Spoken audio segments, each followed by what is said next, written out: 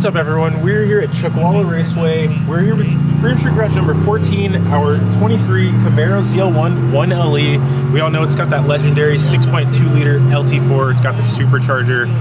And today we're here with Detective Arms of LASD Motorsports. What did you bring out today, Detective Arms? Today I brought out one of our cars from our fleet. It's a 2013 ZL1 Camaro Gen 5. And you've got a little bit done to it. Do you want to tell us about a little bit of spice that you've got added to this one? A couple little things we added. We have a Lingenfelter smaller pulley. We have long tube headers. We've got E85 tuned by New Era Performance. And we have some anti-gravity batteries powering it. Sweet. And how much power would you say that makes? We're in the... 650 to the wheels? Okay, all right. So this is 650 to the crank. That's a substantial difference. So this is going to be quite an interesting battle. But let's get these out on track and do exactly that. All right. Yeah.